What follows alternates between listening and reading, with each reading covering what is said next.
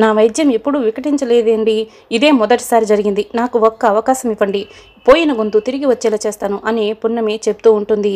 ఏంటే ఇప్పుడు చేసింది చాలదా, నువ్వు మళ్ళీ వైద్యం చేసేది? ఇప్పుడు చేసిన దానికే నా కూతురు గొంతు పడిపోయింది, మళ్ళీ ఇలా చేసి కాళ్ళు చేతులు కూడా పడిపోవాలా అని చెప్పి కళావతి చెప్తూ ఉంటుంది. ఒకే ఒక్క అవకాశం ఇవ్వండి అని ఇప్పుడు నేను ఇచ్చే విరుగుడు పని చేయకపోతే నన్ను ఇంట్లో నుంచి వెళ్ళగొట్టండి, బయటికి పంపిస్తారో లేకపోతే పోలీసులకి అప్పగిస్తారో మీ ఇష్టం అని చెప్తూ ఉంటుంది. పున్నమి అలా చెప్తే కొందికి వదిన పున్నమి అంత కాన్ఫిడెన్స్గా చెప్తోంది కదా, ఒక్కసారి ఆలోచించండి అని సావిత్రి చెప్తూ ఉంటుంది. ఈ పున్నమి కిచెన్లోకి వెళ్ళి పసరు తీసుకొస్తుంది. శృతి, నీకు గొంతు పోలేదని నాకు తెలుసు, ఈ పసరు కానీ ఇప్పుడు నువ్వు చచ్చినట్టు తాగాల్సిందే, ఈ పసరు తాగితే నీకు ఉన్న గొంతు నిజంగానే పోతుంది అని చెప్పి పున్నమి అంటుంది. ఇక శృతి టెన్షన్ పడుతూ ఉంటుంది.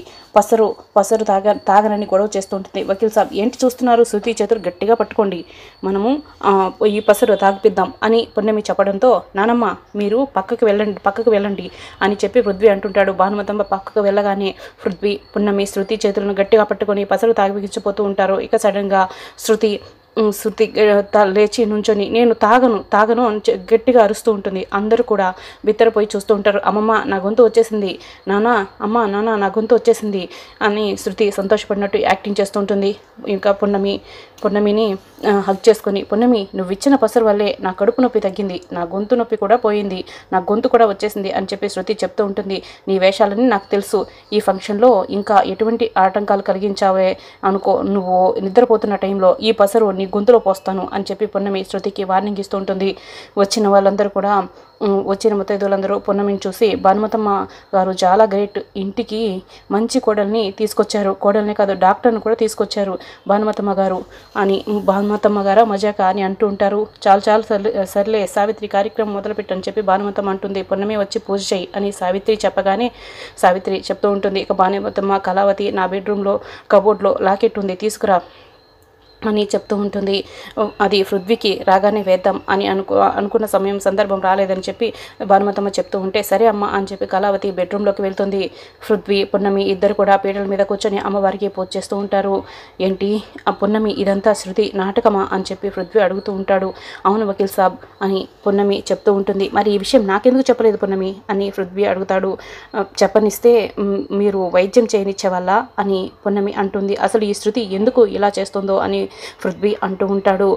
తనకు దక్కాల్సినవన్నీ నాకు దక్కుతున్నాయని తనకు ఫీల్ అవుతున్నట్టుంది వకీల్ సాబ్, శృతి స్థానంలో నేనున్నా కూడా అలానే చేస్తానేమో అని పున్నమి అంటూ ఉంటుంది. శృతికి నీకు అస్సలు ఎటువంటి పోలిక లేదు, నువ్వు నిండు పున్నమి అందరికీ చల్లదనాన్ని ఇస్తావు అనుకుంటావు, ఆ శృతి లేని మాటలు చేష్టలతో అందరికీ మతిపోగొడుతుంది అని పృథ్వీ అంటూ ఉంటాడు. పున్నమి సంతోషపడుతూ ఉంటుంది. అమ్మ శృతి, నువ్వు చేసిన ప్లాన్ అంతా కూడా వేస్ట్ అయిపోయింది అని కళాధర్ అంటూ ఉంటే, కాసేపు ఆగండి నాన్న, ముందు ఏం జరగబోతుందో మీరు చూద్దురు అని చెప్పి శృతి అంటుంటుంది. మరొక ప్లాన్ అని చెప్పి కళాధర్ అడుగుతూ ఉంటే, అవును అని చెప్పి శృతి అంటుంది. అవును నాన్న అని. ఇక పున్నమి పృథ్వీ దేవుడికి పూజ చేసి అందరికీ కూడా హారతి ఇస్తారు. సావిత్రి, ఇంకా ఎదురు చూస్తున్నావేంటి, నువ్వు ఎదురు చూస్తున్న శుభగడియలు రానే వచ్చాయి, త్వరగా వెళ్ళి నల్ల పూసలు తీసుకురా, నీ కొడుకు చేతుల్లో నీ కోడల్ని మెడలో వేస్తాడు అని ముత్తైదువులు అంటూ ఉంటే సావిత్రి బెడ్రూమ్లోకి వెళ్తుంది. నల్ల పూసల కోసం వెతుకుతూ ఉంటుంది. ఎక్కడ కూడా నల్ల పూసలు కనిపించవు. సావిత్రి కంగారు పడుతూ బయటకు వస్తుంది. బయటకు వచ్చి టెన్షన్ పడుతుంటే, నేను సావిత్రి అలా ఉన్నావు అని చెప్పి భానుమతమ్మ అడుగుతూ ఉంటే, నల్ల పూసలు కనిపించట్లేదు అత్తయ్య అని సావిత్రి చెప్తూ ఉంటుంది. నీకు కాస్తైనా బుద్ధి ఉందా, నల్ల పూసలు కనిపించకపోవడం ఏంటి అని భానుమతమ్మ అడుగుతుంది. ఇది ఎవరో కావాలని చేసిన పనిలా ఉంది, నేను వెళ్ళి డోర్స్ వేసి వస్తాను, అందరినీ వెతికితే నల్ల పూసలు ఎక్కడున్నాయో దొరుకుతాయి అని భాగ్య చెప్తూ ఉంటుంది. ఇంకా శృతి జరిగిన విషయం అంతా కూడా గుర్తు తెచ్చుకుంటుంది. ఈ నల్ల పూసల ఫంక్షన్ జరగాలంటే ముందు నల్ల పూసలు ఉండాలి, అలాంటి నల్ల పూసలనే మాయం చేస్తే ఈ ఫంక్షన్ ఎలా జరుగుతుందో చూద్దాం అని శృతి ఎవరు చూడకుండా బెడ్రూమ్లోకి వెళ్ళి నల్ల పూసల్ని దొంగతనం దాచేస్తుంది. ఆ విషయాన్ని శృతి గుర్తు తెచ్చుకుంటూ ఉంటుంది. ఏంటమ్మా భాగ్య ఈ ఇంటికి నల్ల పూసల ఫంక్షన్ కానీ వస్తే మమ్మల్ని దొంగలంటావా అని ముత్తైదువులు అంటూ ఉంటే, మిమ్మల్ని అలా అనట్లేదండి, తప్పుగా అర్థం చేసుకోకండి అని భాగ్య చెప్తూ ఉంటుంది. పున్నమి చెప్తూ ఉంటుంది, మరి వాళ్ళు దొంగలా ఏంటి పున్నమి అని చెప్పి శృతి అంటుంది. శృతి నల్లపూసలు పోయింది ఇంట్లోనే, ఇంట్లో వాళ్ళు తప్ప బయట వాళ్ళు ఎవరు కూడా అయితే వచ్చి తీసుకోరు, బయటకు వెళ్ళే అంత ధైర్యం లేదు. ఎందుకు ప్రతి చిన్న విషయాన్ని కూడా ఇలా గొడవ చేద్దామని చూస్తావు? అందరినీ వెతికితే తప్పకుండా నల్లపూసలు దొరుకుతాయి కదా అని పృథ్వీ అంటాడు. పృథ్వీ, ఏం మాట్లాడుతున్నావు నువ్వు? ఇది భానుమతమ్మ గారి ఇల్లు, ఈ ఇంట్లో దొంగతనం జరగడం అంటేనే ఆశ్చర్యంగా అలాంటిది ఇంటికి వచ్చిన ముత్తైదువలోనే దొంగలంటారా, లేకపోతే ఇంట్లో వాళ్ళని దొంగలంటారా?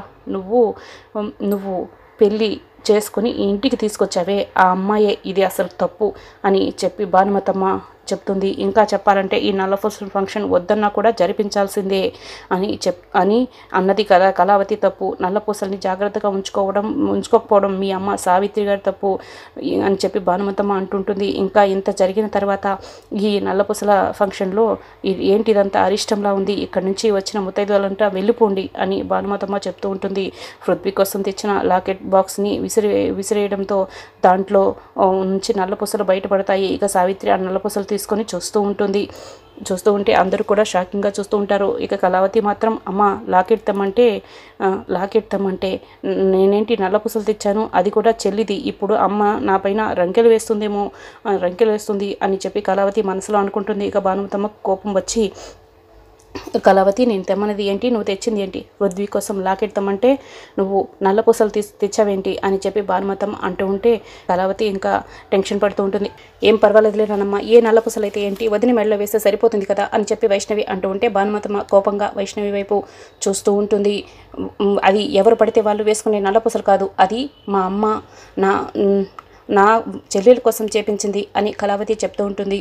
ఇప్పుడు ఆవిడ గురించి చెప్పడం అవసరమా అని భానుమతమ్మ అంటూ ఉంటుంది. అమ్మమ్మగారు, మీరు ఎవరి కోసం అయితే చేపించారో వాళ్ళు లేరు, ఇప్పుడు ఆ నల్లపూసలు ఖాళీగా ఉండడం తప్ప దానికి ఏ విలువ ఏ పని లేదు కదా, దాన్ని పున్నమి మెడలో పృథ్వీ వేస్తే సరిపోతుంది కదా అని చెప్పి భాగ్య అంటూ ఉంటుంది. అవును అత్తయ్య గారు, పృథ్వీతో ఈ నల్లపూసల్ని పున్నమి మెడలో వేపిద్దాం అని సావిత్రి చెప్తూ ఉంటుంది. ఇప్పుడు నేను అందరి ముందు కాదన్నానే అనుకో, బయటకు వెళ్ళి నలుగురు 4 విధాలుగా మాట్లాడుకుంటారు, అలా అందరి నోళ్ళల్లో నానటం నాకు ఇష్టం లేదు, సరే అంటే సరిపోతుంది కదా అని భానుమతమ్మ మనసులో అనుకొని అఘోరించండి అని చెప్పి అరుస్తుంది. ఇక సావిత్రి నల్లపూసలు తీసుకెళ్ళి పృథ్వీకి ఇస్తుంది. పృథ్వీ ఎన్నో అడ్డంకులు అవరోధాలు దాటుకొని ఆ నల్లపూసలు నీ చేతికి వచ్చాయి, వెంటనే మా చెల్లెలు పున్నమి మెడలో వేసేయి అని చెప్పి భాగ్య చెప్తూ ఉంటుంది. వైషు, నువ్వు వెళ్ళు అని చెప్పి భాగ్య చెప్పడంతో వైష్ణవి వెళ్ళి పున్నమి జడ పట్టుకుంటుంది. ఇక పున్నమి సిగ్గుపడుతూ ఉంటుంది. పృథ్వీ అమ్మవారి వైపు నల్లపూసలు వైపు చూసుకుంటూ ఉంటాడు. పృథ్వీ పున్నమి మెడలో నల్లపూసలు వేయి అని సావిత్రి చెప్పగానే పృథ్వీ చాలా సంతోషంగా పున్నమి మెడలో నల్లపూసలు వేసేస్తాడు. ఇక అందరూ కూడా చాలా సంతోషపడుతూ ఉంటారు. వచ్చిన ముత్తైదువులంతా కూడా పున్నమి పృథ్వీ పైన అక్షంతలు వేస్తూ ఉంటారు, ఆశీర్వదిస్తూ ఉంటారు. అమ్మమ్మగారు చూస్తున్నారేమిటి, మీరు కూడా అక్షంతలు వేయండి అని భాగ్య చెప్తూ ఉంటుంది. చెప్పడంతో ఇక భానుమతమ్మ కూడా అక్షంతలు వేస్తుంది. ఇక అందరూ కూడా అలా అక్షంతలు వేసేస్తారు. అవును, మంగళహారతి ఎవరు పాడతారు అని అడుగుతూ ఉంటారు. ముత్తైదువులు అంటూ ఉంటే ఇంకెవరు, మా అత్తయ్య గారు పాడతారు అని పున్నమి చెప్తూ ఉంటుంది. అత్తయ్య గారు, మీరు కిచెన్లో గుండ్రాగాలు తీయటం మేము విన్నాము, పాడండి అని చెప్పి పున్నమి భాగ్య అంటూ ఉంటే, పాటలు పాడుతున్నావా అని చెప్పి భానుమతమ్మ అంటూ ఉంటుంది. ఏంటి నానమ్మ, పాటలు పాడటం కూడా తప్ప, అమ్మలో ఒక సింగర్ ఉందని నాకే తెలియదు, అమ్మ రా పాడు అని చెప్పి పృథ్వీ చెప్తాడు. భానుమతమ్మ ఏం మాట్లాడకపోవడంతో అమ్మమ్మ మౌనంగా ఉందంటే అంగీకారమే దానికి అని భాగ్య చెప్తూ ఉంటుంది. ఇక ఇంకా సావిత్రి వచ్చి పున్నమి పృథ్వీకి మంగళహారతి పాడుతూ ఉంటుంది. అందరూ కూడా చాలా సంతోషంగా ఉంటారు.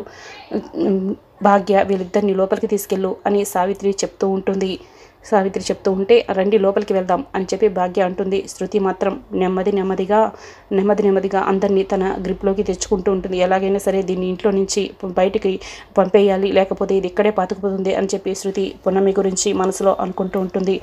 ఇంకా మరోవైపు సావిత్రి ఒంటరిగా కూర్చొని ఒంటరిగా కూర్చొని ఆలోచిస్తూ ఉంటుంది. అప్పుడే జనార్దన్ వెళ్ళి, ఏంటో ఆలోచిస్తున్నావు, నీలో నువ్వు నవ్వుకుంటున్నావు అని అడుగుతూ ఉంటాడు. ఈరోజు అందరి ముందు నీ గొంతు చూపించినందుక, లేక నీలో ఉన్న టాలెంట్ అందరికీ తెలిసిపోయినందుక అని చెప్పి జనార్దన్ అడుగుతూ ఉంటే, అలా ఏం కాదండి, అత్తయ్య గారి ముందు పాటలు పాడినందుకు చాలా సంతోషంగా ఉంది అని సావిత్రి చెప్తూ ఉంటుంది. అదేంటి నువ్వు అంత అల్ప సంతోషివా అని జనార్దన్ అంటూ ఉంటే, అది కాదండి, అత్తయ్య గారు పాటలంటే ఇష్టం ఉండదు, అలాంటి అత్తయ్య గారి ముందు ఎక్కడా ఆగకుండా చాలా చక్కగా పాట పాడాను అని చెప్పి సావిత్రి చెప్తూ ఉంటే, సావిత్రి అనే పేరు పెట్టుకున్నందుకు నటనలో ముందు లేకపోతే అయినా పాటల్లోనైనా ముందున్నందుకు చాలా సంతోషపడుతున్నాను సావిత్రి అని చెప్పి జనార్దన్ అంటాడు. మరి అప్కమింగ్ ఎపిసోడ్లో ఏం జరగబోతుందో తెలుసుకోవాలనుకుంటే మా ఛానల్ని సబ్స్క్రైబ్ చేసుకొని సపోర్ట్ చేయడం మర్చిపోకండి. Thanks for watching.